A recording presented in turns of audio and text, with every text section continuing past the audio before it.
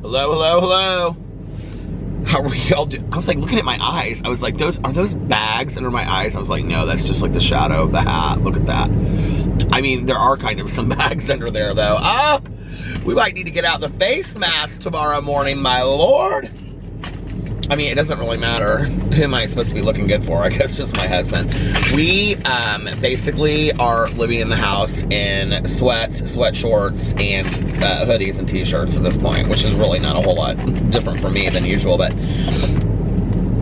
I think for him, it's, you know, Alex is used to getting up every day and kind of like getting ready and stuff, and I think he's probably actually enjoying it. We haven't even really talked about it. But, I need my pink pineapple. Where is it? It's in here somewhere. Oh, something just dropped on the floor. What was that? Listerine strips. I think he's probably kind of enjoying not have to get dressed every day. But, you know, he enjoys, like, putting outfits together and stuff, so. I don't know. I don't know. His hair's gotten really curly though, and I love that because he's like not doing it as much every day, you know? And so it's just like wild and curly, and I love his hair like that. I think it's super sexy. So let's have our fountain pop in the driveway. This is like my third Diet Coke today. Which I usually, well, like since this has been, you know, I've been at home, I've been only having one Diet Coke a day, and that's been at night. But today, I had one with my meeting, because I had my online meeting tonight, my home group. And then afterwards, Tanya called me, and we like had like a three-way call with a friend of ours in the program. And I made a Diet Coke for that. And I made a Diet Coke. Well, you know what I mean, like I put a Diet Coke on ice. Which seems just a little bit more fancier at this point, you know? Anyway. How are you guys doing today? Today was a pretty good day. It felt pretty productive. I got up and did a bunch of stuff I had to do. And then Alex was working from home like literally all day today. He got up like an hour or two before I did and was sitting at the table like the whole day. And then I got some stuff I had to get done, and I made a cup of coffee, and I started making like a tentative like grocery list, like everything that we throw away that like we're gonna like need to go get, you know. We were actually just talking about that because he was watching this documentary called I Laid Down at like 11:30 and I slept till 2. Well, actually, I slept till 2 and then I laid in bed till like 2:30. It's 2:59 right now. Just kind of looking at stuff on my phone. And he was watching a documentary. It had just ended when I was coming out here because he said he was like going to bed. He kissed me goodnight. American Meme is what he was watching. So I made some videos today and then just kind of relaxed and stuff. We watched like all the bedding today and towels and stuff like that, and unloaded the dishwasher and just silly stuff to make sure that we're keeping the house like clean, you know, like while we're around it, and like because both of us, like if it starts getting kind of like messy, like we can't even deal with having like a dish in the sink, you know. So trying to keep up on that stuff and keep the kitchen clean. And let's see what else. Yeah, it was just about it. We didn't really like, it was just kind of like a laid back day today. I mean, every one of these days seems like it's laid back. I'm kind of in the groove of things now where I'm kind of used to like, you know, except for going to the bank yesterday, I'm kind of used to like not leaving or doing anything. So, like I said to Alex today, I said, I don't really mind this schedule. Like, I'm kind of, to some degree, like it works for me. I kind of enjoy it. Because I can like stay up late and like watch TV shows and listen to my audiobook. I'm like firing through audiobooks right now. Like I started, so the book that I started yesterday, I finished. I literally sat here and played Words with Friends and listened to the entire thing. the one that was about the ship that went chasing after mermaids. It was pretty good. I gave it 4 stars. I mean, it wasn't great, but it was a good prequel. I do want to listen to the follow-up book. And then I started Little Fires Everywhere. I'm only like a half an hour into it, but I'll probably listen to like an hour of it tonight. And like when I'm like walking around, like doing chores and stuff in the house, like I'm in high school again doing chores, but you know what I mean, like cleaning up around the house and stuff. I have my AirPods in and I'm like listening to it. It's good. Well, listening to whatever book I'm listening to at the moment. I want to finish it because I want to watch the show on Hulu. And then tonight for dinner, I had a cheese sandwich. I'm basically eating like the same 3 meals every single night. I don't even know what Alex had tonight for dinner. Oh, he had like a can of chili or something, I think. I had bought him, he loves like chili and like adding cheese and stuff to it. Like a can of like, you know, I don't even know what the brand is. Hormel chili, I think. So I had bought him a bunch of those cans. Like the last time that I had gone to Meijer, I just like loaded up and got a bunch of stuff. And I bought him like 6 or 7 cans of chili.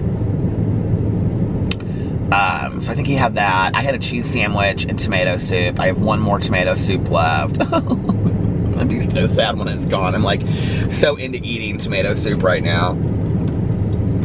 The heaviest I've been in forever. I need to just stay off the scale, I think. I don't, but you know what, like, I don't feel real driven to lose any weight right now. Like, I feel like the one thing I'm enjoying is actually sitting and like watching a show and eating a meal. Like, I'm really enjoying that right now. And so it's kind of like my one luxury, you know what I mean? So it's like, I don't know that I really want to give that up and watch everything that I'm eating. And I keep on thinking, well, I can do it in 2 weeks or 3 weeks or whatever. But like, I mean, that's nothing new to like, you know, what we're going through right now. Hell, I've done that for the last 30 years of my life. Said I'll start the diet tomorrow, you know? So I'm not worrying about that tonight. But anyway, so I had tomato soup and I had a cheese sandwich and then I had some pretzel bites. Okay, so this was so funny. So last night, did I finish it last? Oh, I finished 13 Reasons Why last night. The 3rd season of 13 Reasons Why, I have to say the last 2 episodes were really, really good. And I got really into the show, like in the last 2 episodes, especially the last episode. It all kind of made sense. It's like, it was very well written together. I was impressed with the last episode. Of course, it ends on a total cliffhanger. And I think they're coming back for a 4th and a final season. So anyway, I finished that. And then I was kind of like, I don't know really what to start next. But anyway, last night, this is so funny because I had bought this like semi big bag of like M&Ms. I like, my favorite M&Ms are the peanut M&Ms and peanut butter M&Ms. So like, I don't like just the rest of the M&Ms I don't love. So I had like bought this, you know, like the kind that has the steel pack on it. It's like that big. It's like bigger than a share one, but like not as big as like a huge one. Well, I had been eating like a handful here, a handful there, like, you know, each day, like a handful, but really not a whole lot. But like, okay, so last night I ran out of M&Ms and then I noticed I had like 2 more. I had like 2 Sleepy Time tea K-Cups, which I've been like every night before I go to bed, I like make a cup of it with honey and coconut cream, which I'm almost out of coconut cream. And then I come out to the car and I listen to my audiobook for a little bit and I just kind of like sit here and I, you know, allow myself to get tired.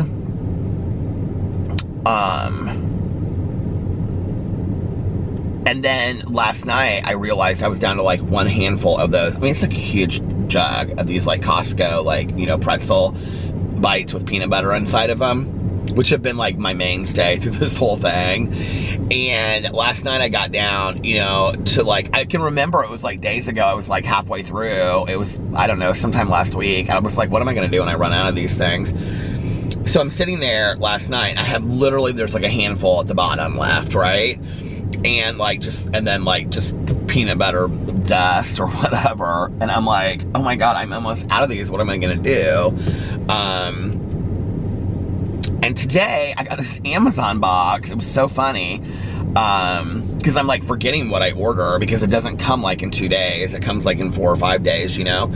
So I had ordered 2 boxes of Sleepy Time TK cups. That came today, all in the same box. A huge bag of this is so good for my weight. A huge bag of peanut butter M&Ms and a huge jug of the peanut butter nibblers or whatever they're called. I opened that box. I was like, oh my God, I totally forgot that I had ordered these. I was so happy. So that came today, and was so excited about that. So yeah, that was really, really cool.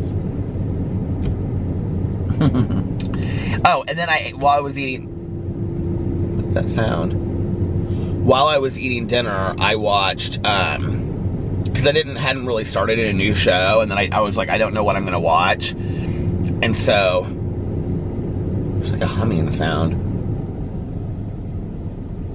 It's probably because it's so damn hot in here. I have the heat turned up to 76, because it says it's 54 outside. It's not 54 outside, it's like 40 or something, or in the 30s. It's cold outside tonight. We'll look. Tanya said it's supposed to be 7 degrees warmer tomorrow. We were laughing about it. It's 41. Yeah, it's not 54. I don't know where that comes from. Okay. Wednesday, 50. I swear this thing keeps on like going back. Like it's supposed to be warm and then it goes back. Tomorrow it's supposed to be 50, Thursday 58, Friday 63, 62, Monday 71. God, I wish. That'd be so nice. Tuesday 69, Wednesday 69. That would be really nice.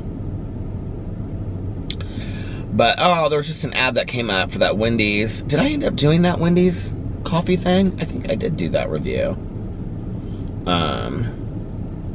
What's that? Honey butter chicken biscuit. Okay, unknown fact. Before I was a vegetarian, I was obsessed. They used to have them at McDonald's. They don't have them anymore, I don't think. But the chicken biscuit from McDonald's I used to love. I love chicken biscuits. Maple bacon chicken croissant. Oh my Lord. Sausage, egg, and cheese biscuit. Now they're getting me really hungry for breakfast. Don't do this to me. Hell, I'm not getting up in time. I'm not even getting up till 3 in the afternoon. What's the point? What's breakfast? What's breakfast these days? You know what I mean? Anyway. So I sat there and I watched. I was like, I need to watch something a little happy. And I kind of decided that I was going to like, I can like see Alex, like the bathroom we have, oh, it just went off. We have like a skylight, and I could just see it like go on and then go off. So he must have just like walked in there for a second and walked out, but I could see it like go on.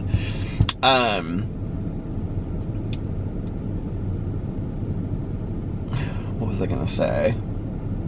Oh, I decided that I was gonna like watch like every day, like 2 short, like minimum. Like I'm getting on a structured TV schedule here now, okay? That I was gonna watch like 2 episodes of something funny to get through some series, and then I was gonna watch like 1 serious show minimum. Okay, so like right now I'm gonna watch 2 episodes of The Good Place, and then I'm gonna watch every day, and then I'm gonna watch an episode of Wentworth, and I'll tell you how I decided about Wentworth in just a second. But and then when I get done with this season, I'm on episode 9 of The Good Place right now, and so when I finish it, there's 13 episodes of the season. I think I'm actually gonna go and watch Grace and Frankie, because I want to catch up on all of the shows that I just have 1 season to watch, like that I'm like, you know, it just like got updated, like Grace and Frankie, Wentworth, shows like that. I'm trying to think of what else there is that I have. Then I'm going to go in and I'm going to watch those, so I'm like caught up on all of the shows that I watch. And then I'm gonna go back and I'm gonna watch The Good Place. I'm gonna finish it. I think it has 4 seasons. And then that's gonna be my funny show for right now, because I think it would be good for me to watch something kind of funny every single day to kind of cheer me up and keep me motivated. And then when I'm done with that, I'm gonna watch Schitt's Creek. And then Alex and I are gonna start watching, because right now the only show that we have together is RuPaul's Drag Race. So we're gonna start watching The Handmaid's Tale together, which I'm real excited about that. And then when I finish this book, I'm gonna watch Little Fires Everywhere. And then I also want to watch Looking for Alaska, I think is on Hulu, which is a John Green book. But then, what's the other book that I wanted to read that I actually got just because, I mean, it's a famous young adult book, but I bought this Dean Koontz book called Devoted on here. I saw last night. I was like, it said recently purchased, and I was like, when did I recently purchase that book? So, Rolling in the Deep was the book that I finished last night, and the night before I finished In 5 Years, and the night before that I finished 2 nights before that I finished Handmaid's Tale. Why does it say that The Testaments is finished on here?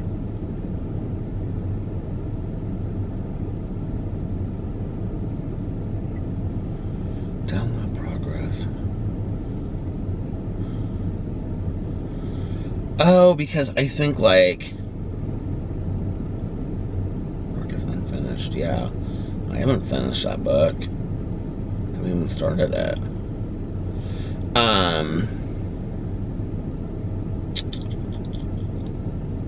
What was the book that I bought?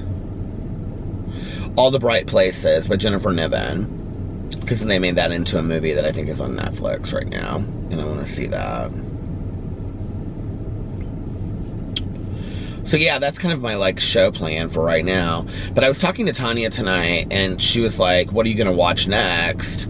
And I was like, I don't know what I'm going to watch next. I said, I want to watch something kind of suspenseful. Like, watching something suspenseful kind of, like, keeps my mind, like, going. Like, I love to watch, and obviously you guys know that, like, read thrillers and watch, you know, thriller movies and stuff like that.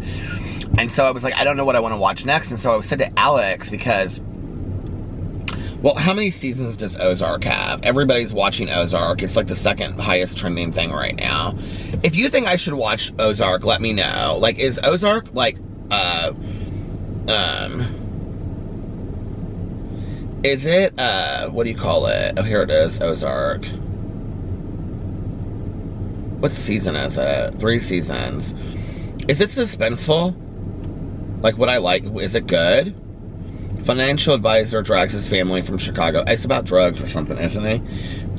To the Missouri Ozarks, where he must launder $500 million in 5 years to appease the drug boss. I mean, look, it sounds good.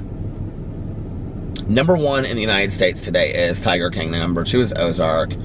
Number 3 is All American. What is this show? Culture clashes and brewing rivalries test a teen football player from South Los Angeles when he's recruited to the Beverly Hills high school team. Why is that number 3? That's weird. Bloodfather is number 4. The Platform is number 5. I've never even heard of some of these things. Car Masters is number 6. Love is Blind is number 7. Badland is number 8. Uncorked is number 9. What is this? Number 10. Unorthodox is number 10. That actually looks pretty good. Tanya watched A Stranger and said it was good. Was it called A Stranger or The Stranger? Yeah. So maybe I'll watch, what is Vampires?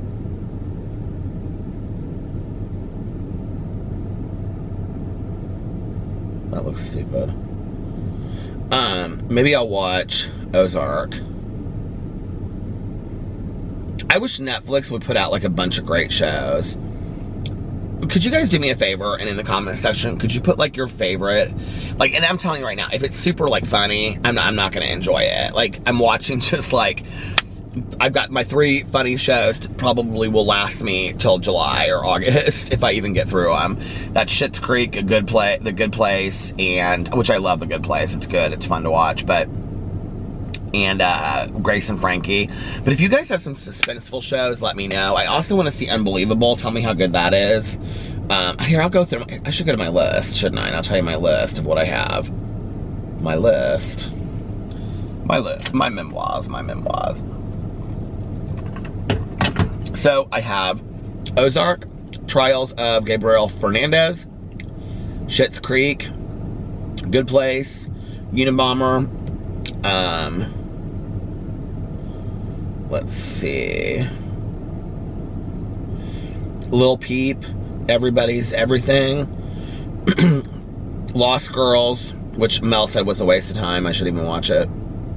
Riverdale, which I don't even remember what happened last, so I probably won't watch that. Unbelievable. You. Oh, I haven't watched You yet. I forgot about that. The Devil Next Door, Dead to Me, Safe. Oh, Sabrina. I haven't watched Sabrina. I've only gotten like 5 episodes ever into that show. The Society, The Umbrella Academy, In the Tall Grass, The Ranch, What If, Tales of the City, Russian Doll, The 100.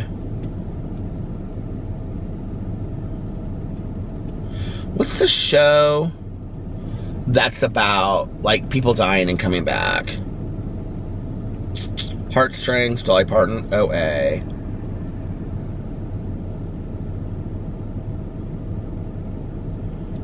Does anybody know what I'm talking about?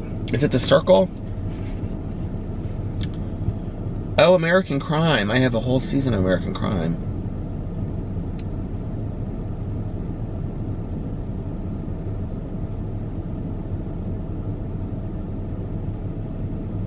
Why do I feel like...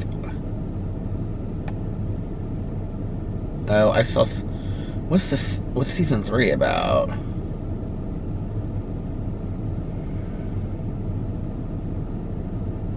I never saw season 3 of American Crime. Maybe I'll watch that. I love that show, American Crime. Oh, The Confession Killer. I can take that off here. I watched that. How do you get it out of your list? Okay, there. Then it goes all the way back to the top. Queen, let's see.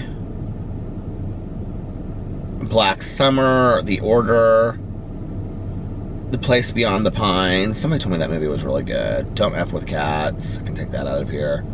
The Worst Witch. I have like these Christmas movies in here. Extinction, what's that?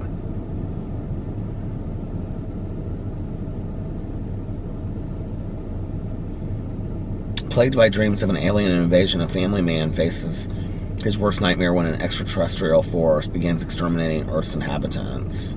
It's a Netflix original.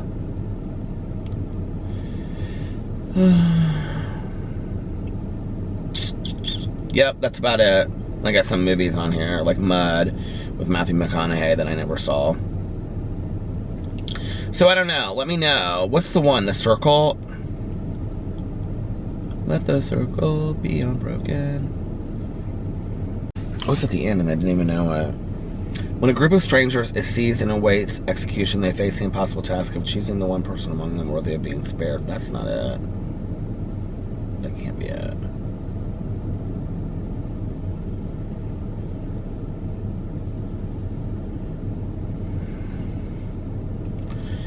I feel like people always tell me to watch this show about, and there was one show, I watched it actually when it was on TV, like, not like on Netflix, not like they had uploaded the series, but like I watched it like when it was on, and it was all these people that were like, they just like reappeared. I can't remember what it was called. Show about people who come back from the dead. Do you guys remember that show? I don't remember what it was called. Resurrection is an American fantasy drama television series that aired from March. I bet that was it. Oh, it's a novel by Jason Mott. I might have to read that book. I think that was what it was called, The Returned. Oh, wait. There's Resurrection, The Returned, and The Comeback. What's the difference? Oh, right here. 17 shows about the afterlife that'll have you pondering life and death. What are they? Afterlife. The Returned.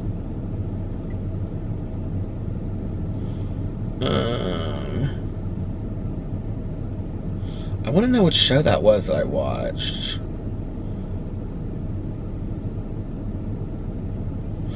Oh my god, Medium. I totally forgot about that show. I used to love that show. I think Resurrection is what I used to watch.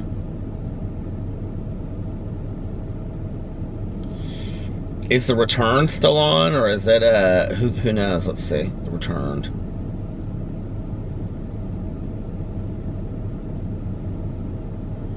Why does it keep on pulling up this show called The Glitch? What's The Glitch? A police officer and a doctor face an emotionally charged mystery when 7 local residents inexplicably return from the dead in peak physical form. 3 seasons. Ooh, I think I'm going to add that to my list. Anyway, let me know what shows I should watch in the comment section below, because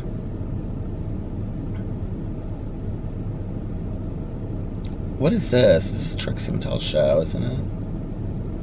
Moving Parts. I need to add that to my list. There. I've got so many things to watch. By the time that we, like, all get used to, like, just watching Netflix and eating crap and everything, they'll be like, okay, everybody can leave their house now.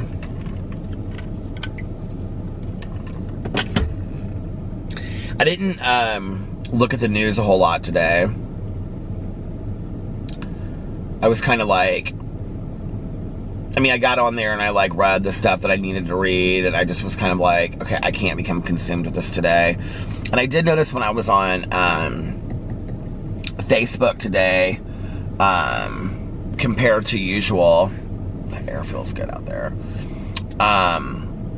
There was like so many opinions, you know. It just was a lot. It just was like,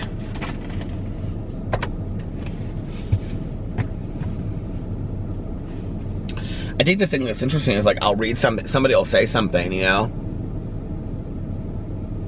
and then somebody underneath it, or they'll even like link an article, and then right underneath it, somebody else will say something that completely contradicts what the other person said, and you're like, well, what's the truth? So I just stick to, like, the CDC, the World Health Organization, and the local, like, the indigov.com or org or whatever it is.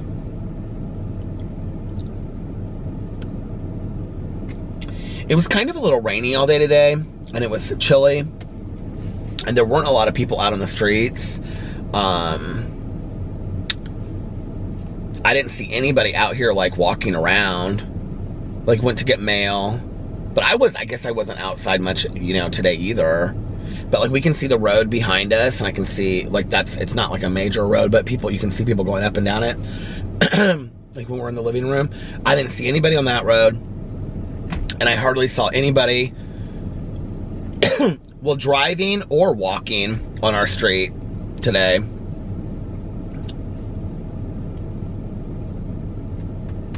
Do you know what's interesting is I don't see a lot of deliveries. Like, even on the days it's been nicer where I've, like, sat outside on the front porch a little bit, like, I haven't seen, like, a lot of, like, Instacart deliveries or things like that. I mean, Amazon, you see but no more, no less than any other day. And I know that most of our neighbors are still around here because I see them, like, they'll open the garage door and they'll go out and get their mail, or they'll be in the garage or something like that, you know? Did I talk about this? I think I did talk about this, about how Sarah sent us this thing. And like our whole neighborhood was like holding these signs and stuff to like help essential workers and emergency responders and stuff. And it was like all while we were asleep and we didn't even know it. I think it was Sunday morning. I think that's so funny. My neighbor put little Easter eggs, like real little pretty ones. They look like they're hand painted. Like, you know, like the little like wood ones that are like hand painted. She has them all over that bush. Seems weird that it's Easter is coming up, you know?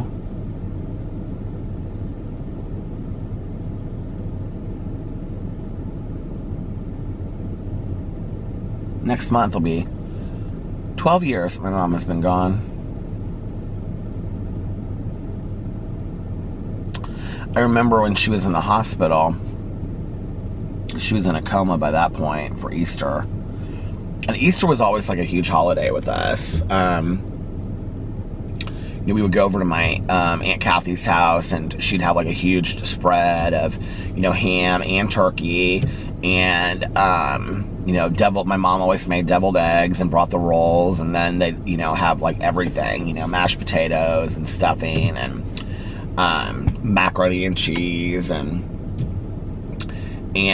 Caroline and I have kept that up. Caroline's continued to have Easter Sunday dinner ever since like well, my aunt did it until my aunt got too sick, and then Caroline did it, and we've kept it up. This will be the first year, I think. I don't know, did we do it last year?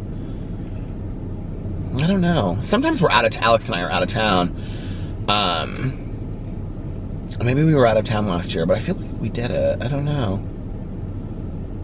But Easter's always a big deal, and it's like for us, it was like a dressy holiday. Like we would get dressed up and, you know, look real nice and wear bright colors. Like I always, you know, like when I was growing up, I'd always have like, you know, khakis and a white shirt and like, you know, like some like Madras plaid tie on, always Madras plaid, or like a little Madras plaid like sport coat, you know, and penny loafers, and my sponsor.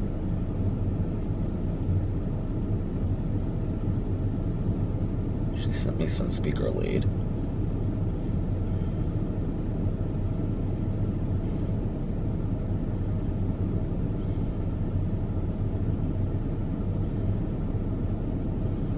She said, oops, sorry, wrong person. I said, LOL, I can always use a lead.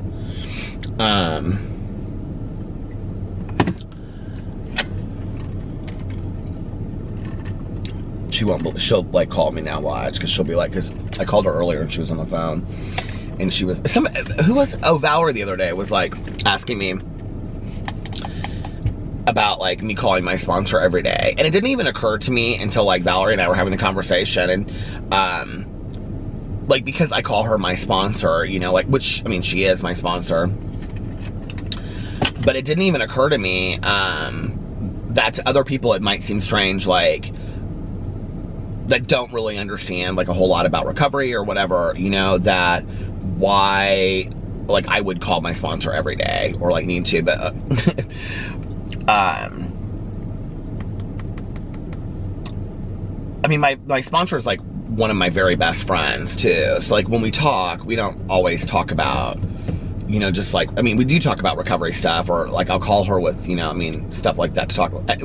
There's never a time that we don't talk about something to do with recovery, let's put it that way.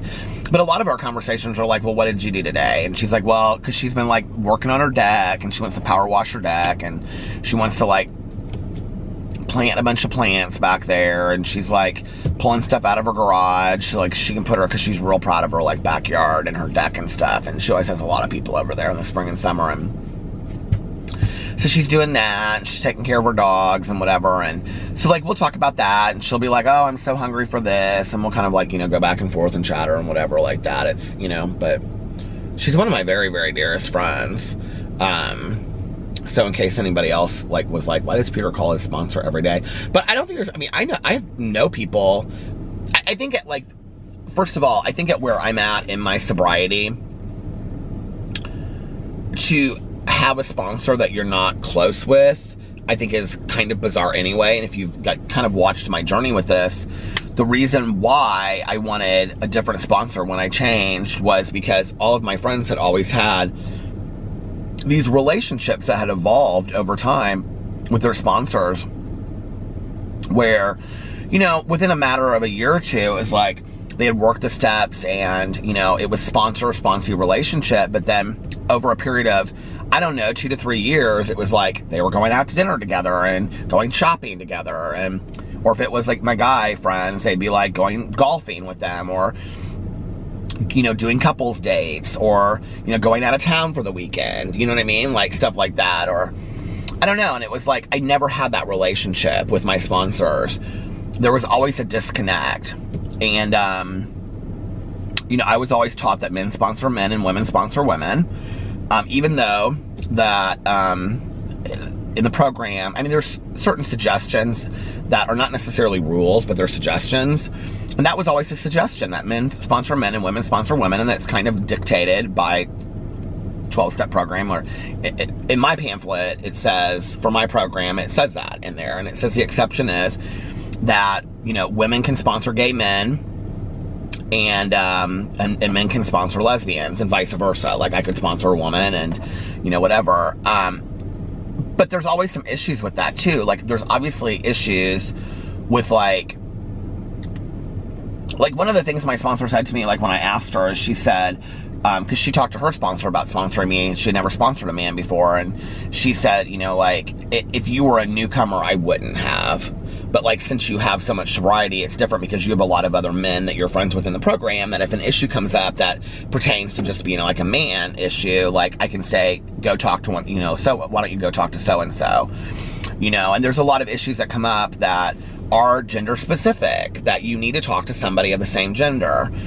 But, you know, the other issue is, like, why I wouldn't have, like, a gay sponsor is that, you know, that kind of, like, the romance factor, which I don't really ever see anything like that ever happen. I mean, I see that happen in 12-step programs, trust me, I do. They call it 13-stepping, but not with, like, sponsor-sponsee. I mean, not that I haven't seen it, I guess, but I mean, maybe only like once or twice ever in my whole sobriety have I ever seen that. I don't know. So anyway, it's just, you know, I always wanted to, like, do what I was supposed to do. And so my entire sobriety, I had straight male sponsors who were fantastic. And they really, you know, they got me to where I'm at today. But there was always a disconnect, you know? It wasn't like, I mean, okay, so my sponsor that I had for the majority of my recovery, you know, he is like,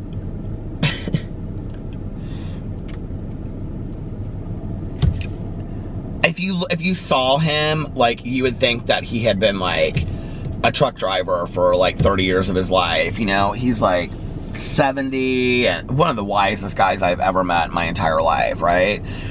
But, like, in talking to him about, like, relationship stuff and whatever, like, for me, even though, like, I had no issue going to him and talking to him about it, I could feel that there was, even though he was completely open-minded, and every sponsor that I've ever had has been so completely open-minded about me being gay and has no issues with it, I could still feel that they had a hard time, like, there was just a disconnect. Like, I could feel, like, that disconnect when it came to, like, me asking them relationship issues or whatever, you know? And then they would just kind of, like, they would be trying to give me suggestions, but I could tell that, like, they were like, yeah, I don't relate to, like, dating a guy. Like, they couldn't, like, separate that somehow, you know? And the other thing is, like, I would see, like, and that wasn't my only straight male sponsor. I had 4. Okay, hold on a second. I counted not too long ago, and I thought I had 5 sponsors in my life, but that's not true. I had my first sponsor, but he doesn't really count because I didn't have him for very long. My counselor found him for me, and then I had my second sponsor, and then I have my third sponsor. I had him for a while. And then my fourth sponsor, who is the one I had for the majority of my life. I've had 6 sponsors. My last sponsor, because I changed all my meetings and I started going to different meetings and I got a different sponsor when I did that. And that's how I changed from the guy who had been my sponsor for the majority of my time to my last sponsor. And that was when I decided that I wanted to get a woman sponsor, because I wanted to have this relationship that I had seen my friends, Tanya and all of my other friends, you know, that had in recovery, like all of my male friends, they had that with their sponsors, you know. And, you know, I go into meetings and it'd be like, I don't know, I always felt like I wasn't part of that, and I wanted to have that relationship, you know. And so I talked to my sponsor about it at the time, and I talked to my counselor, and I talked to other people in the program, and not everybody was like 100% in agreement with it, you know. But I can remember my counselor was like, well, the program literature is okay with it, and so it's not like you're violating any, you know, going against anything that you're supposed to do. And you know, worst case scenario, like you realize it doesn't work and you get a male sponsor and you go, you know, and he goes, in best case scenario is it does work and you have a great sponsor relationship with her. And I mean, every sponsor relationship that I've had in my life has been so fantastic and unique, and I've learned so much. But like, this one is so different because I do feel like this is the one that I will have for the rest of my life. And she and I are just so close, and she's just so fantastic. I just feel so blessed to have her in my life because she is a friend, not just a sponsor, you know? And my last sponsor, well, they've all been friends of mine, but like, they're just, I don't even know how more, it didn't feel super personal on some level. I have to say, my last sponsor that I had, it felt more that way than the rest of them I had for longer. Just because I think that we were like closer in age, and I don't know. And it was a different point of my sobriety too, because that was when I was like, I want to switch everything up that I'm doing. And well, what happened was my sponsor that I had at the time, the one that I had the longest period of time, he said, he was like, you know, you're kind of getting a little full of ego. This was when I had come back into the program after having not gone to meetings for a while, for 4 years. And when I came back, I came in like a newcomer and whatever, you know, and I was going to a lot of meetings and whatever. And we were talking one day, and he's like, I feel like you're getting full of a little bit of ego and pride. And I was like, okay. And he was like, so I'm going to suggest that you go to some meetings that you've never been to before. And when you go into the meeting, you can't share like how long you've been sober. Like, you need to just, unless they ask you, you can't say like, oh, and I'm Peter and I've been sober for, I don't even know what it would have been at the time, 18 years, something like that. He was like, you just have to share, and if people assume that you're a newcomer, you know, he's like, you need to know what that feeling is like of walking into a meeting where people don't know you. And y'all know, like, I talk about my social anxiety, it's really hard, right?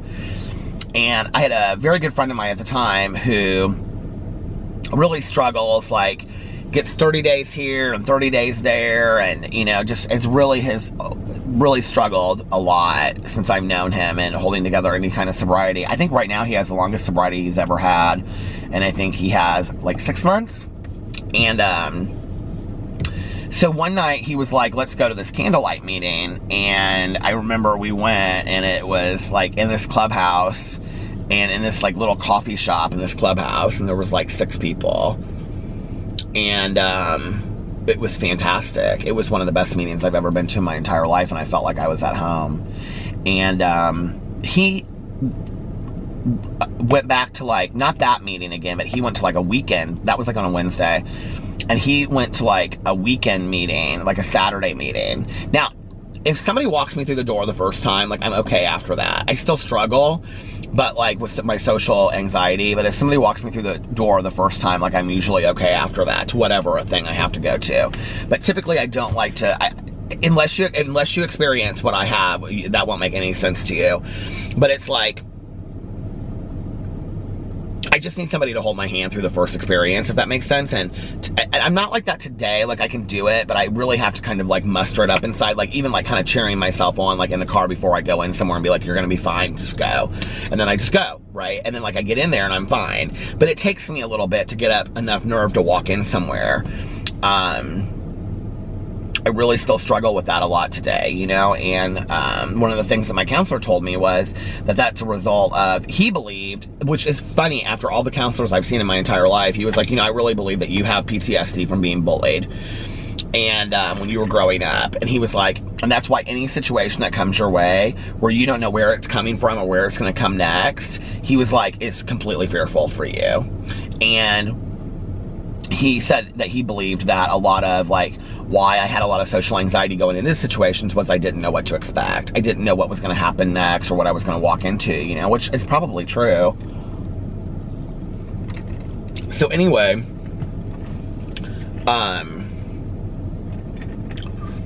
but my friend went to like 2 more meetings with me. I think we went to like,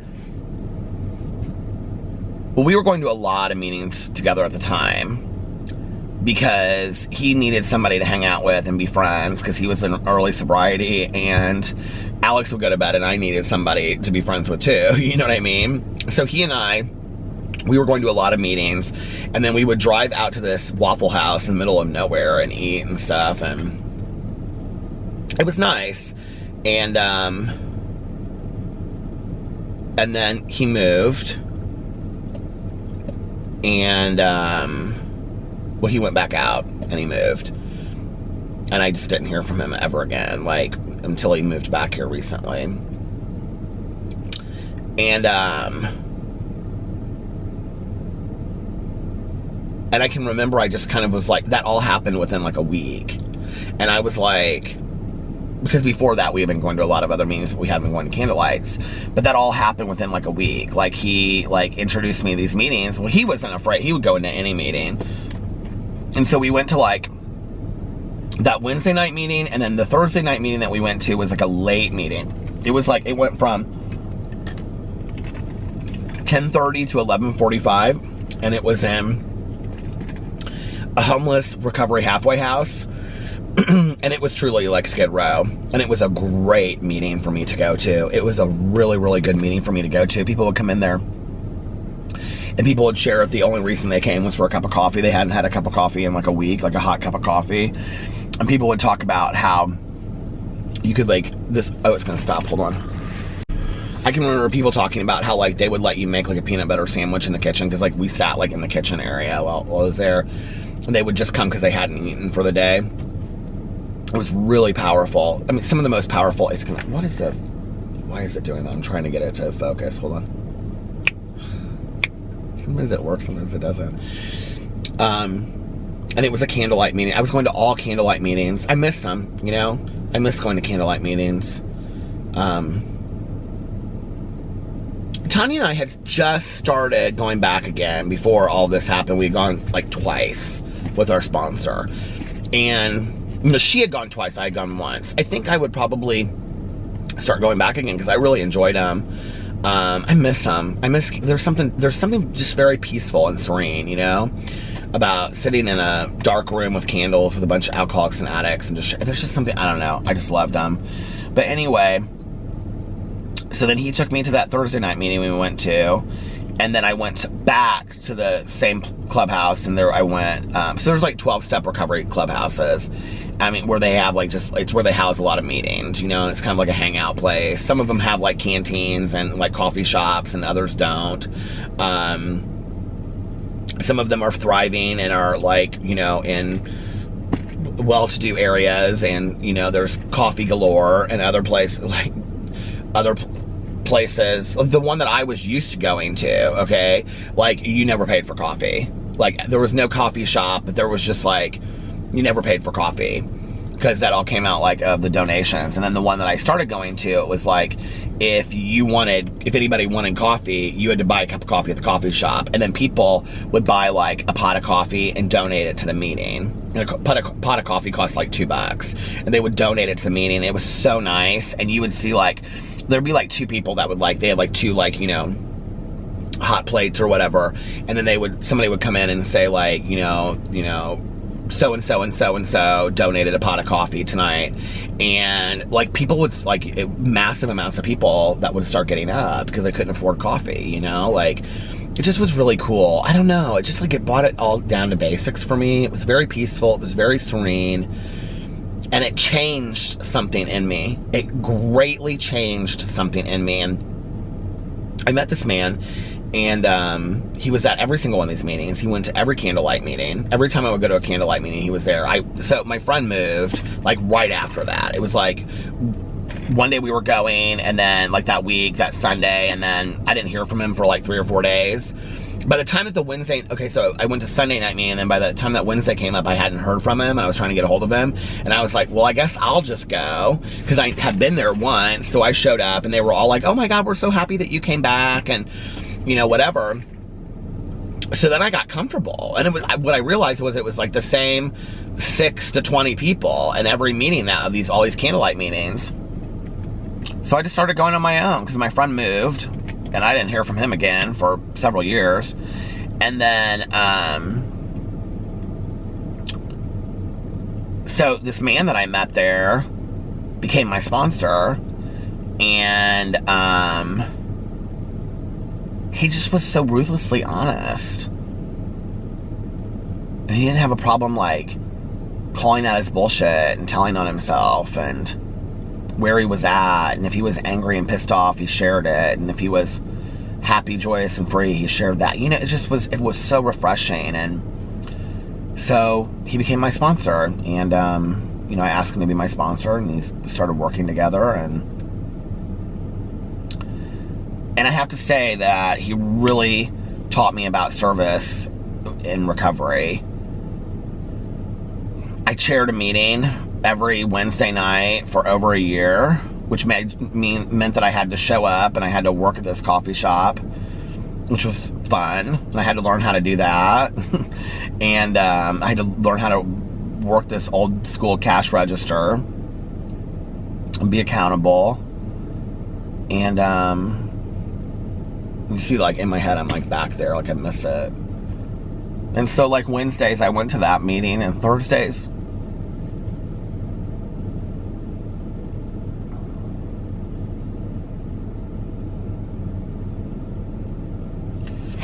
I miss my friends in recovery right now. It's so hard not seeing them.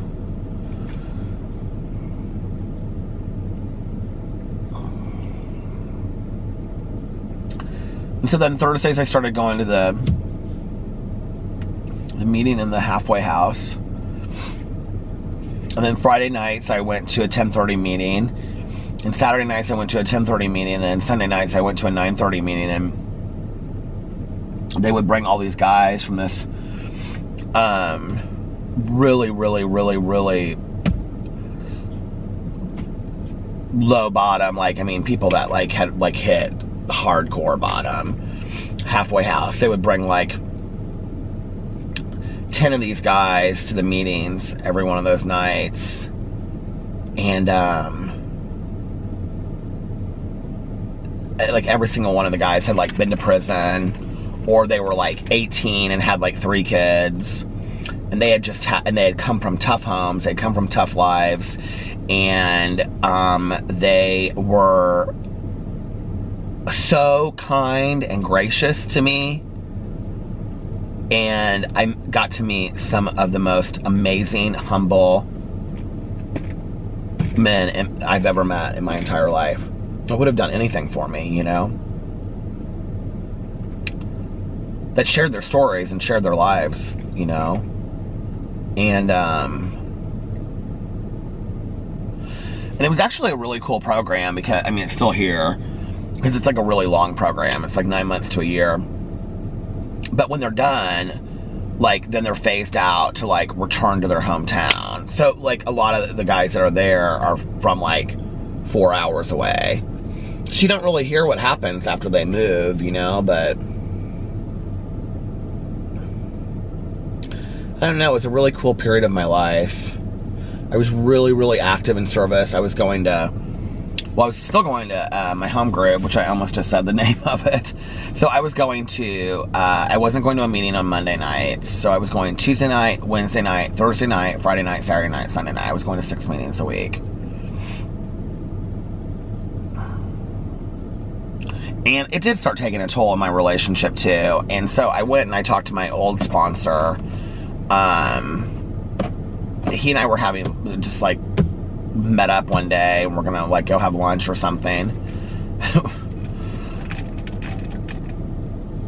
We went to I remember like I only went to lunch with him probably in like my entire like, well, he and I are friends, so it's different, but like, I mean, we've been friends for like a long time, but it's a different kind of friendship. I don't even know how to explain it. It's just like,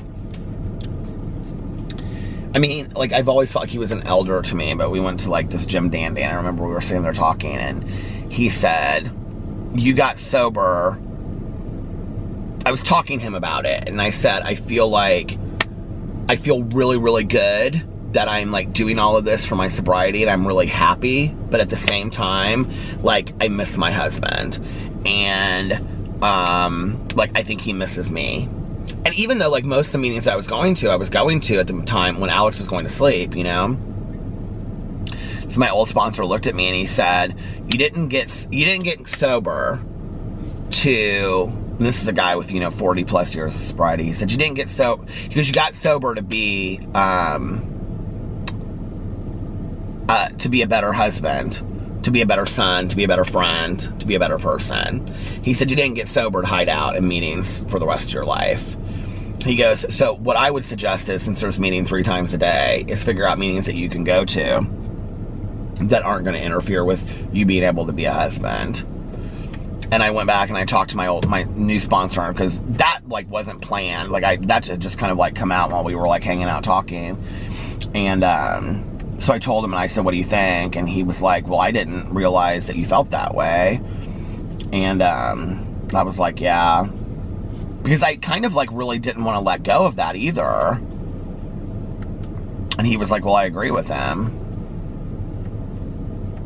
And then I kind of just slowly started changing everything away, because at that point then I was seeing like all of my, I wanted that relationship that my friends had with their sponsor. And so that Sunday night meeting that I went to, once a month they would have somebody come in and speak. And one night, my sponsor now, she came to speak. And she and I were already friends, but we weren't super close friends, but like we were friends, like I knew her. And when she spoke, she said some things that I just was like, I so connected with her.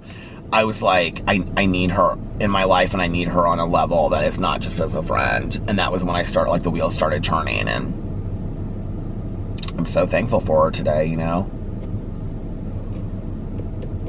She's a godsend. I mean, all my sponsors have been, though, like, and that's the thing, is like, if you look at all of your teachers in your life, and you think about, or coaches that you've had, and you said, like, well, which one was the best, right? Like, there's always going to be some that stand out more than others, but, like, if you look at it, really, okay, so let's say Mrs. Jones was really great, right?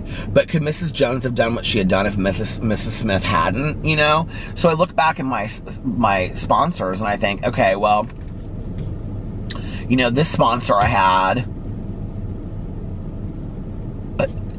at this time that my mom passed away got me through the grieving, got me through my anger at God, because I was pissed. I was like, how dare you take away the person that's closest to me in my life, to the point where I almost was like, is there a God? I mean, I was so angry. That was 12 years ago when my mom passed away. And he carried me through all of that and stood by me even for the 4 years that I didn't go to meetings, and called me like every single week. And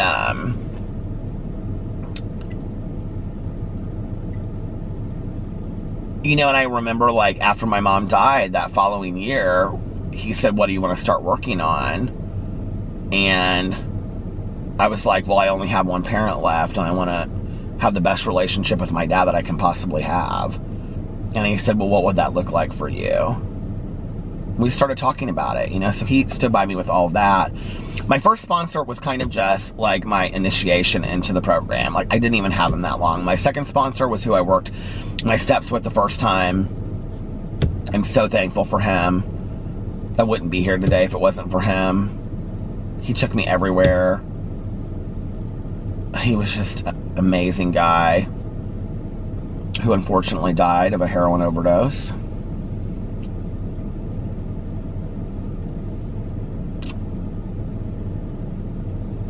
And I think about that a lot too, you know? I think about this guy that led me where I am today, and he knew everything about the program. I mean, he knew so much, you know, and like, and just like, he, like, the disease was stronger than him. Like, he just couldn't, you know, like,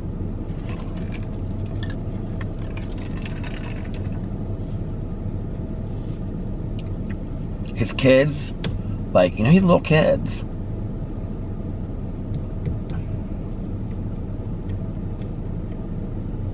His wife is still a friend of mine today, and they were both in sobriety, and he was a wonderful guy, you know, and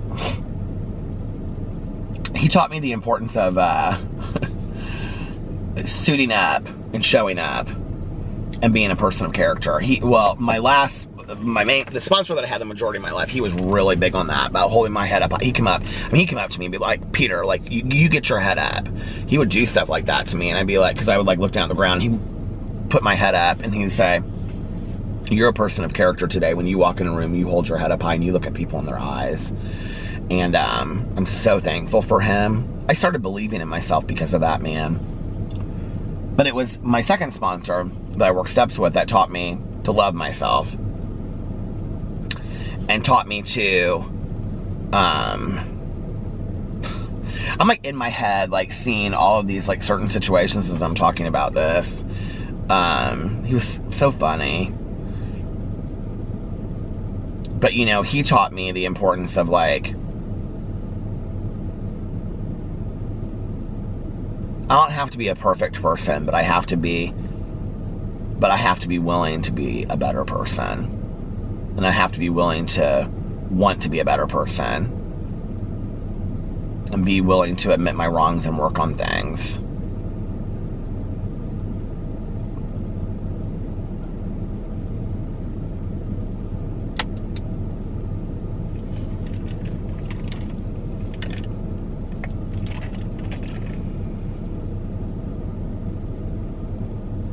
You know, I used to go to this meeting. It was like my first home group meeting that I ever had. It's been closed down, okay, for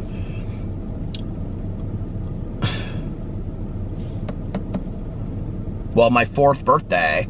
Was it my 4th or my 2nd birthday? I think it might have been my 2nd birthday. No. Because he didn't show up. So anyway, it was my 2nd or my 4th, so it was either, I mean, it's been 20 years. And I have my coin in the basement. It's a green coin. I'll have to look on it and see. I'll know exactly. It's in a very special spot in my basement where I keep all my coins. It's in like this little like box that I have.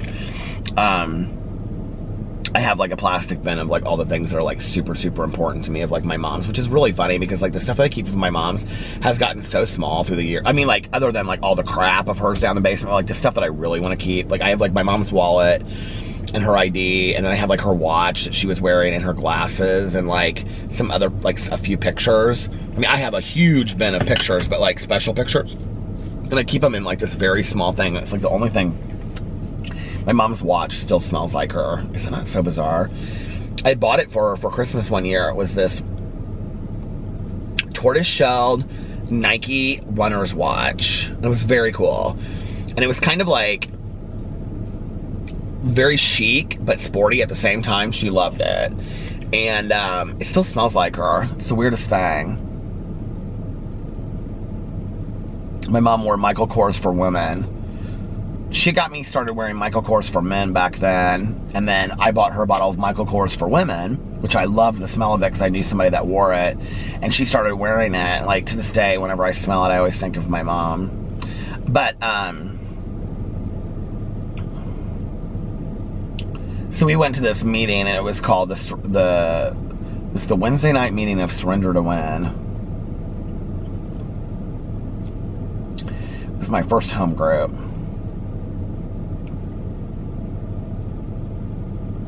think like, there was only like, well, it was in Charter Hospital, and which is now closed down, and it was only like ever like 10 people. They would sometimes bring the patients in, but like 10 people from like the outside, and like half of them were dead. So sad. It was,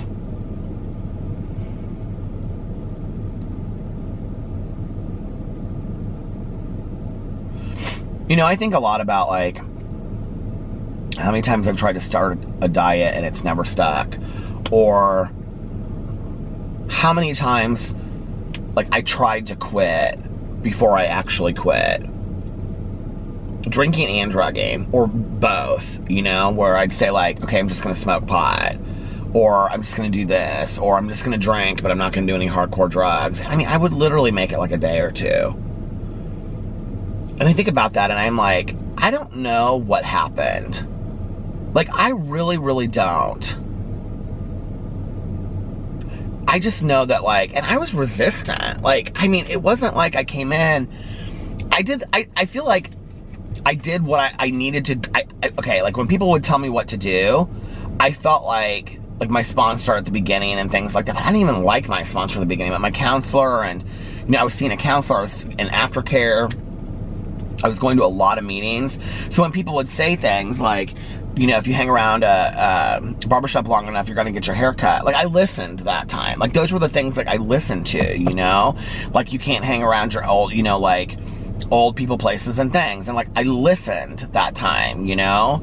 And I don't know, it was just something was different. And I think the fear, like, I think me having some sobriety, and what I mean by that is like enough clean time in my head where my mind could actually think through things, you know, because I had like at that point, like when I got out of treatment, like let's say 30 days or whatever, so my mind was somewhat clearer than usual, you know, versus like a day or two with like me going through withdrawal symptoms at home, trying to white knuckle it on my own. Dangerous. And, you know, so with some sobriety time, I'm sitting there, and then the things that people are telling me are like clicking, right? Like, I'm like, okay, I get it. But there's a lot of things that I was completely resistant to, you know, like getting a boyfriend, being in a relationship. I'm lucky I'm here right now. I mean, true story. I got out of treatment and that weekend I had a boyfriend. I mean, let's just be, I mean, come on. Like, that is not recommended. And I'm kind of hardcore about that today. Like, that's one of the things, like, I am hardcore about, because I don't even know how I lived through it. I really don't. And it was not a great relationship either. I mean, it literally lasted me from January to, like, March or something like that. And it was tumultuous. And I shouldn't, like, I can't believe, like, I became a little, like, well, I became a lot, like, obsessive about the relationship because it was the only thing I had. And I, you know, I so believed for so long that I needed a man to validate who I was. Like, and that was one of those situations where I really felt like I needed this guy who was, like, perfect in every way that I could possibly see. You know, like, he was willing to not drink around me at the time. And I'd be like, oh, no. Like, I look back on this, right? Like, I'm literally a week out of treatment. And I'd be like, he'd be like, well, I don't want to drink around you. I'd be like, no, have a beer if you want. And he would have a beer. And I think back on that and I think, here's this guy that was, like, super, super smart, law school, you know, like, attorney, whatever, like, only like 3 or 4 years older than me, super brilliant, right? And he's not thinking to himself, this person that just went into treatment for 30 days probably shouldn't be like, I'm sitting a foot away. And I'm not blaming that on anybody, right? But I'm just saying, like, that was probably appealing to me too. You know, was I, like, living vicariously through him? Who knows? And, like, I can remember, so he came, because he didn't live in Indianapolis. But, like, he was the one person that kept in contact with my friend, my childhood friend. Like, I had met him on my last night of going out, and I totally never remembered meeting him. And he would come here to visit and visit friends.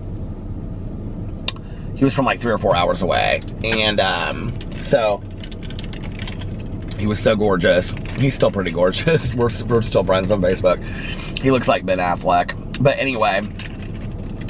And, so he came over, or like, he called me when I got out of treatment. He was very confident. I think that was part of it too, is that I was real attracted to his confidence.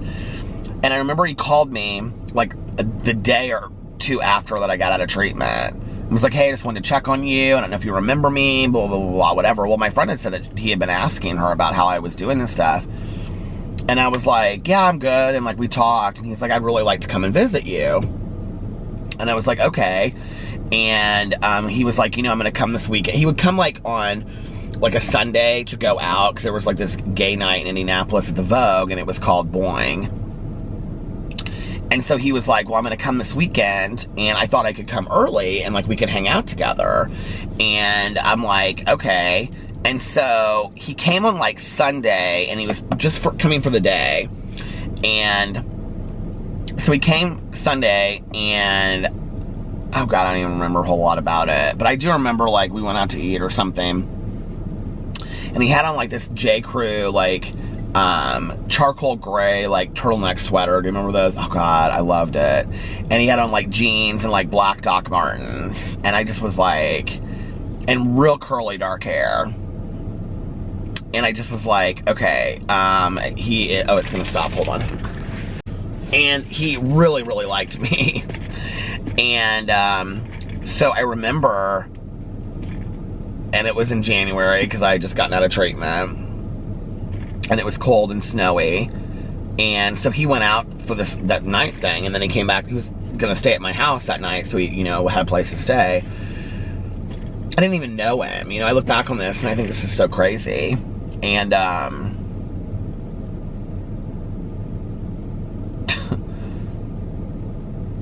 I always am like, am I sharing too much? I'm like, you know what? I am 47 years old, and I am a married man, and these are stories from my past, and if people can't deal with them, they can't deal with them. But anyway, I had made this fire in the fireplace, and I had like a wood-burning fireplace in an apartment, and I always candles lit when he came home, and, you know, I'm as sober as they come, and I haven't been frisky in over a month, probably 6 months, if truth be told. I mean, I was such a mess before I got sober, you know, and I am clear-headed, and I'm thinking he is the answer to all of my problems, you know. And I remember he came back, and he wasn't drunk, but he was like a little buzzed. And I can remember, like, he came in, and like his face and his lips were like, you know, real chilly, and like we like stood there. He had like a J. Crew coat too, like that old coat with like, it was like, you know, the collar was like different color. It was like brown, and then like the rest of it was like a greenish color. Do you guys remember those coats from J. Crew?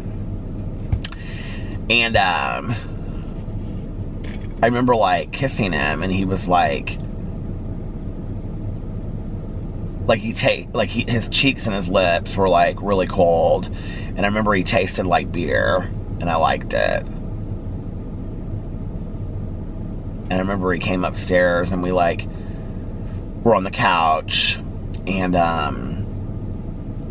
we were like kissing and making out on the couch with the candles and stuff like that. And then he like got up and was like, come on, let's go in the bedroom. And I remember we like got in the bedroom, we started taking off our clothes, and I looked at him and I said, does this mean I will never forget this. I looked at him and I said, does this mean that you're my boyfriend now? And he goes, I guess so. Or he said something like, I remember saying what I said, but I don't remember what he said back. He was like, I guess so. Or do you want that? Or something like that. I was like, yeah. And he was like, okay. And we were dating. That was it, you know? And I mean, I look back on that and I think like, I just wanted to be loved and validated so much. I didn't know him. I didn't know who he was. I didn't know, you know, if he really cared about who I was as a person. I didn't know, like, if he was going to be good for me or not good for me. I just needed a man to validate my existence. And that's such crap. You know, I look at that, and I look at that in retrospect, and I think, what crap that is. That I just needed somebody to like me enough that I thought I was good enough. You know what I mean? Now, I have to tell you... in retrospect, okay? Well, he's a good guy. So, I won't say too much, but he did have some... We stayed friends off and on through the years. He did do some shit things that I was not super impressed with. But...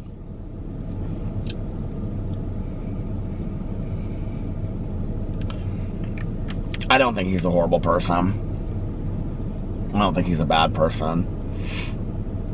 I know he's not a bad person. He's a very good person. And I don't hold those things against him. You know, they're minor injustices of being a human being. But looking back, knowing what I know now about him.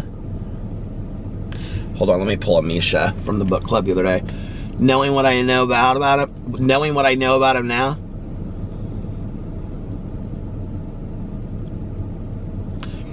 Hell yes, I would have picked him. He was a catch and he still is a catch. I don't even know him like that today. I didn't even know him then, you know, but...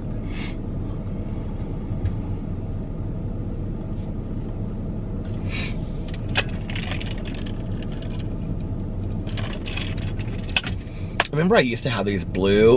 I don't know what just made me think of this. I used to have these blue plaid flannel sheets.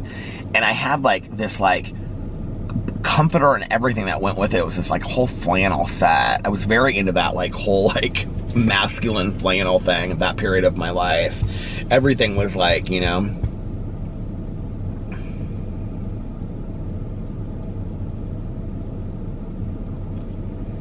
seems like eons ago. My mom really liked him. I remember when she met him, she really liked him. She thought he was really good looking. Timing was just horrible. And then I met Todd, who I always thought I would end up with him, you know, like there just was such like magical energy between us. I remember we were in a film class when I met him. And we went out on break to smoke a cigarette. There was like 4 of us there. And then like the other 2 went in. So we were like, he was like, I think I'm gonna smoke another cigarette. And remember he had like wet curly hair. His hair was like curly. It was kind of like longer and he wore these little round rim glasses. I remember the first time I ever saw him, he had on like this green striped shirt from Old Navy. I know it was from Old Navy because it sat on my floor of my living room enough times I saw the Old Navy tag on it. But he used to wear Woodland from Bath & Body Works. I started wearing it after him because I love the smell of it. But he always smelled like of the earth. Like he always just smelled like of the earth, like really earthy, like wet outside. You know what I mean? He always smelled so good. And he was so sweet. Innocent. I remember we were standing there and he was like,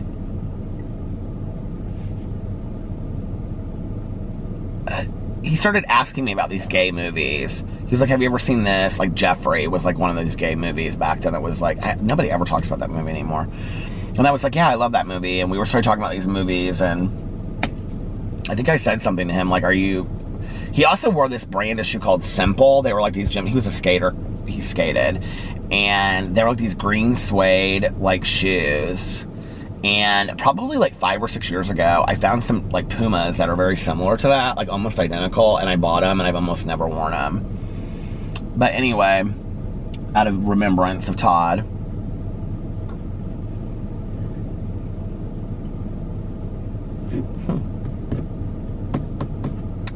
But he and I dated for 2 months. And then he wanted to move to Bloomington, to go to school in Bloomington. And he didn't want to be in a relationship. He wanted to go down there and do his thing. And I remember it was probably the very first, like, really mature adult relationship conversation I'd ever had in my entire life. You know, and I think that had a lot to do with my sobriety.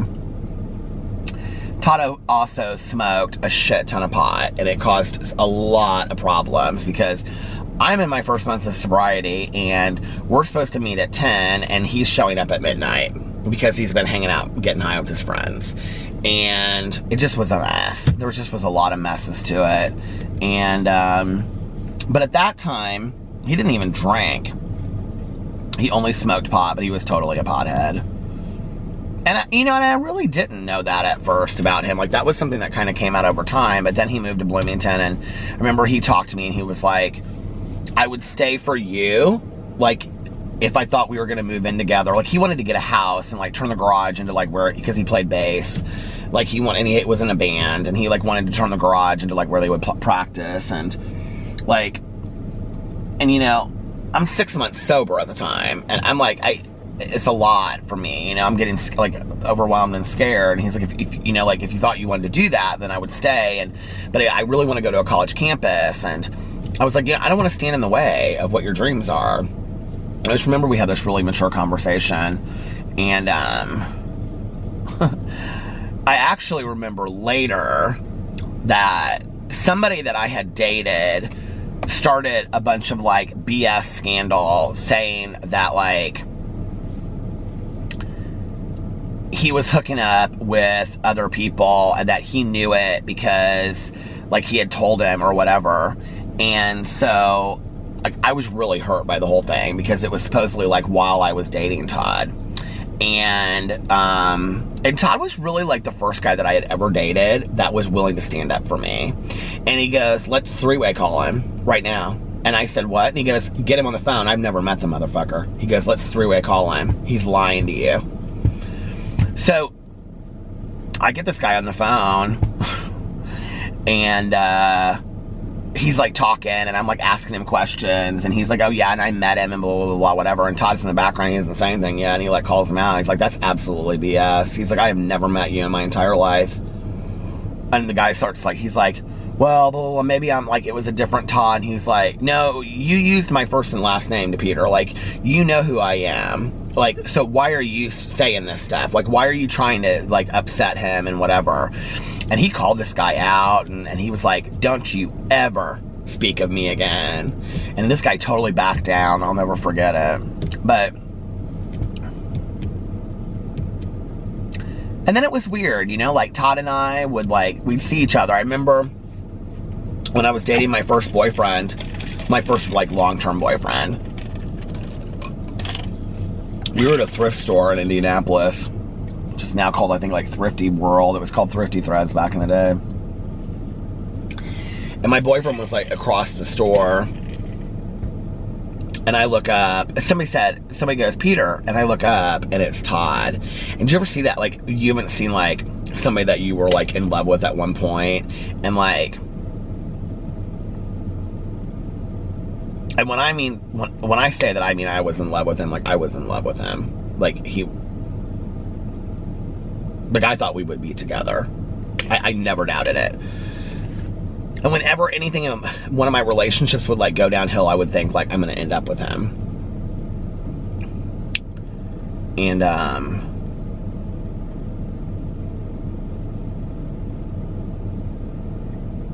so somebody goes, Peter, and I, like, looked up, and I was like, oh man, there he is. Just looked just as good as always. He used to wear this postman's hat, like this post office, or, you know, like the postman's hat. Do you know what I'm talking about? Not postman, a railroad hat. And he was standing there in, like, overalls and a white, like, V-neck t-shirt and, like, this railroad hat. I was like, God. And then, like, I ran into him somewhere else, and he was visiting with his boyfriend that he lived with at the time. It just was, timing was never right for us. Like, I was always with somebody, or he was always with somebody.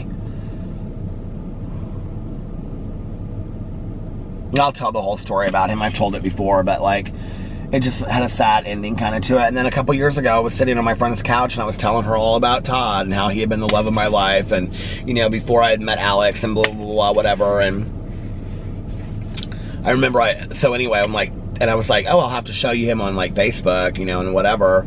And she looked, so I, like, looked him up, and it was, like, all these people, like, I miss you, like, you know, I remember this, I remember that. It was from, like, 2 years before, and I was like, he died.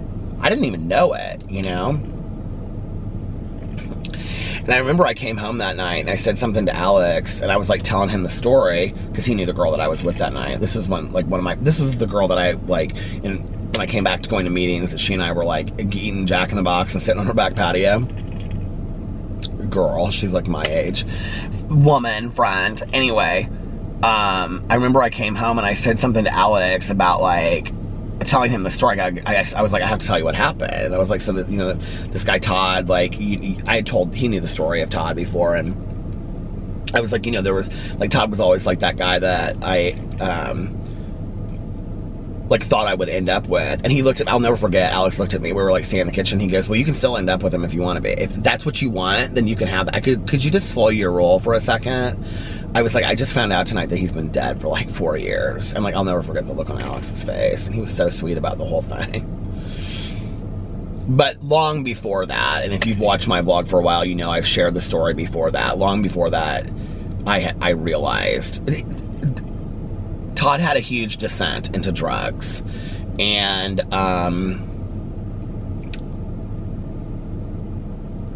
long before I even met Alex, I realized that he was not who I was going to end up with. And it was very, very sad for me, because it was like at a point where we both could kind of be together. And I was like,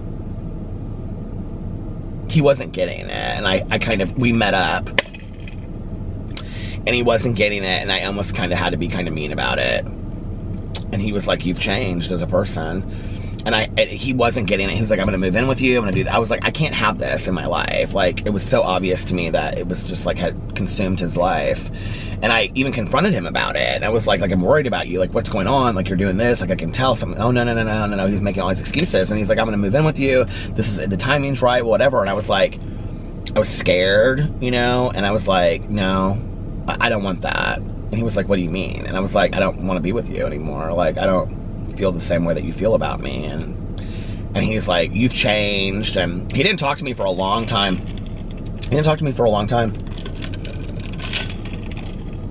I'm not sure we ever did talk again, actually, after that. I mean, maybe just like superficially. I don't think, maybe we didn't. I don't know.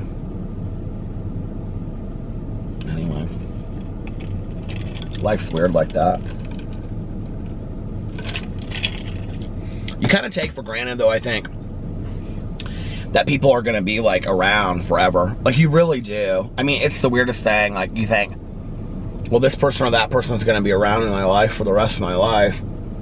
Take it for granted that they might not be. Even people that you don't talk to. You know, we always talk about reach out to that person, or you make sure that you say to everybody what you feel about them, you know, like, as far as like loved ones and stuff.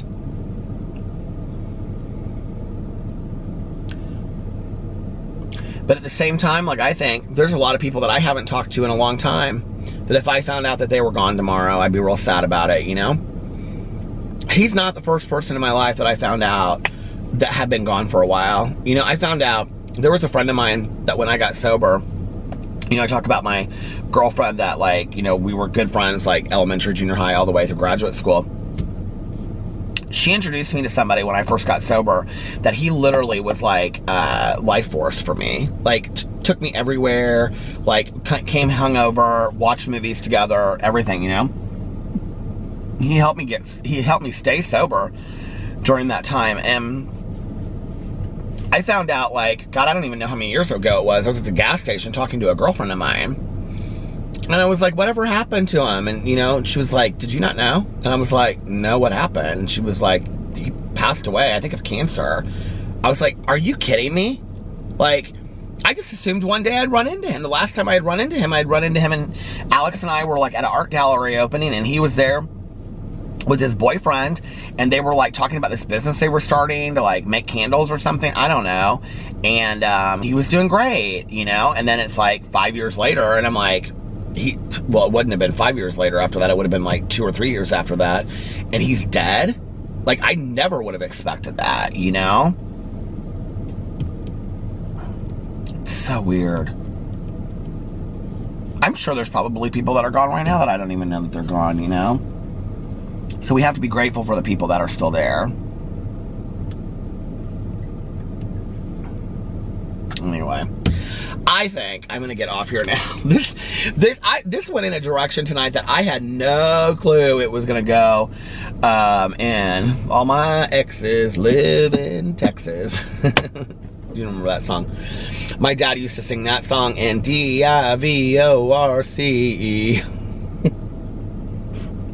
My dad's entire soundtrack of his life is a country music song, I swear. Anyway, I'm gonna get off here now. So I hope you guys are having... This driveway has hurt a lot in the last 2 weeks, like for real. Anyway, for real though.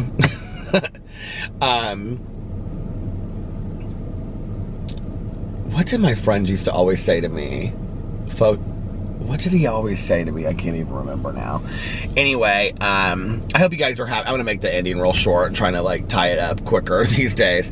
I hope you guys are having an amazing... What is tomorrow? Wednesday? I hope you're having an amazing Wednesday unless you have other plans. But like I always say, wear your lip gloss. Like I always say, don't have other plans. Do something really fun today. Do something that will... Start a new Netflix show. Don't forget to put in the comment section below what your favorite Netflix show is that I should watch, or something just really good. Anyway, do something really fun today. Do something that will make yourself proud when you look back on it next week, tomorrow, or a year from now. So, yeah, like I said, have an amazing Wednesday, unless you have other plans, but don't have other plans. And if nobody else has told you this today, I love you. You're an amazing person. Did anybody else tell you that today? You need to hear that. You're a wonderful, fantastic, beautiful person, and I love you, and thank you so much for watching and being a part of my life. It means the world to me. And make sure that you do your daily positive affirmations every single day, and that you look in your mirror and you say as many positive affirmations as you need to say. But today I'm just gonna pick one. Today, let's see, what is... I'm gonna do the today. I love this. Oh, the battery just started flashing. Today is going to be an amazing day, full of fun and peace and serenity, and you're gonna be happy, joyous, and free all day today. It's a great meditation to tell yourself when you get up that today is gonna be a great day. And most importantly, make sure that you reach out to somebody and let them know how much they mean to you. Don't forget about the people that you haven't talked to in a really long time too. This right now might be a great time to practice that and reaching out to somebody that you haven't talked to in a long time, you know, and just being like, hey, I was thinking of you today, how you doing? I love it when I get text messages like that from people, or phone calls, and or postcards. Does anybody send postcards anymore? And I have to tell you something really funny really quick before this stops. Alex answered the phone yesterday, and it was our nephew Carlitos. Was that yesterday or today? It was yesterday. And so he was like, hey, Carlitos, and he was on FaceTime, and he goes, and Carlitos goes, hang it up. And I go over and I go, hey, Carlitos, how are you doing? We hadn't talked to him in like a couple days. And he was like, I'm trying to call my friend. He goes, I don't know why it calls you guys instead. And Alex was laughing, and he was getting real mad. And Alex is like, come on, we just want to talk to you, Carlitos. He's like, and so that Alex goes, for you to get off, you have to say, I love you, Tio. And he goes, I love you, Tio, Alex. And he goes, and who else? And he goes, I love you, Tio, Peter. And then he goes, who else? And he goes, I love you, Boo and Tucker. And he goes, okay, can I call my friend now? It was so cute. Anyway,